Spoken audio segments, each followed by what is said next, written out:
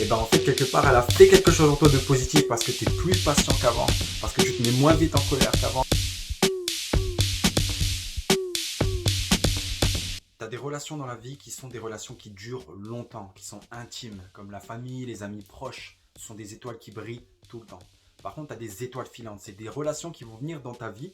Des fois, ça peut durer 1 heure, ça peut durer une semaine, ça peut durer un mois, un an, mais après, ces relations, elles s'arrêtent. Et quand tu regardes les bénéfices d'une étoile filante, tu vois une étoile filante, contrairement à une étoile qui brille tout le temps, et bah, tu es étonné, touché, et il y a quelque chose qui se passe en toi de positif. Voilà pourquoi il est important de discerner une étoile filante. Une étoile filante, tu sais pas forcément que ça en est une dès le début. Voilà pourquoi il faut juger personne, il faut négliger aucune personne sur cette terre. Sur la terre, il peut y avoir ton étoile filante n'importe où. Voilà pourquoi il faut faire attention, ça peut être un SDF, ça peut être quelqu'un de très riche, ça peut être quelqu'un de très connu, ça peut être quelqu'un de pas connu. Et il faut faire attention parce qu'une étoile filante, il suffit que tu tournes la tête et tu la loupes. Voilà pourquoi il faut être très attentif pour ne pas louper son étoile filante.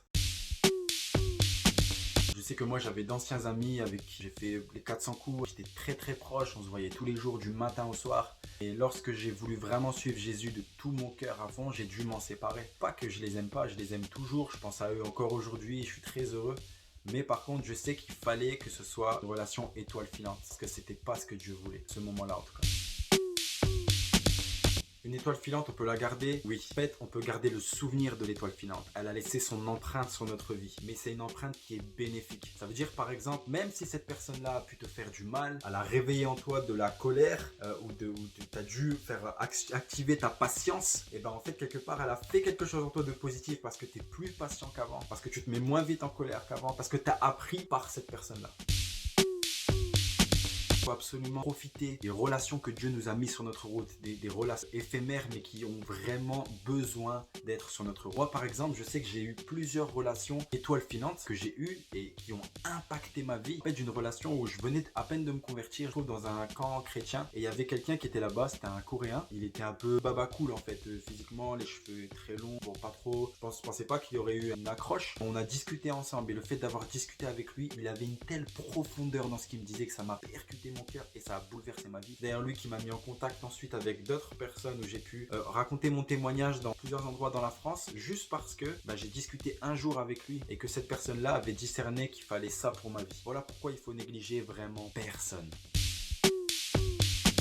Je vais te donner 2 exemples pour ça. C'est dur d'entretenir une relation qui a un effet météorite sur ta vie et qui dévaste tout. Mais quoi? Chaque personne sur la terre, dans chaque personne sur la terre, il y a du bon. Ça veut dire que même le plus méchant que tu connaisses, le plus mauvais qui te fait le plus de mal, il y a du bon en lui.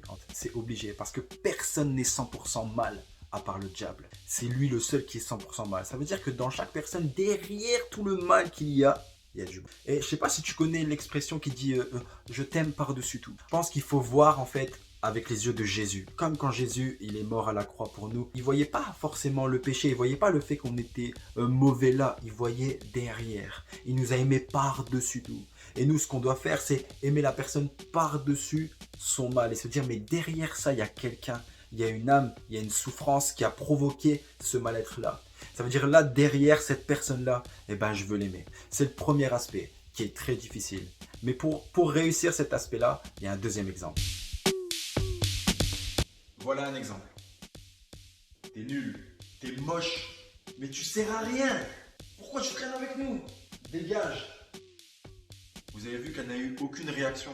Pourquoi? Parce qu'elle est morte à elle-même. Et la Bible dit, si je vis, ce n'est plus moi qui vis, c'est Christ qui vit en moi. C'est pas pour rien que la Bible dit ça. C'est ça. En fait, Jésus, lui, qui a subi déjà toutes nos afflictions, nos humiliations, tout ça, il les a toutes subies à la croix. Si on le laisse vivre en nous pleinement, c'est lui qui prend tout ça. Et toi, tu ressens beaucoup moins. Voilà pourquoi la Bible dit aussi, il faut que je diminue et que lui, il croisse en nous.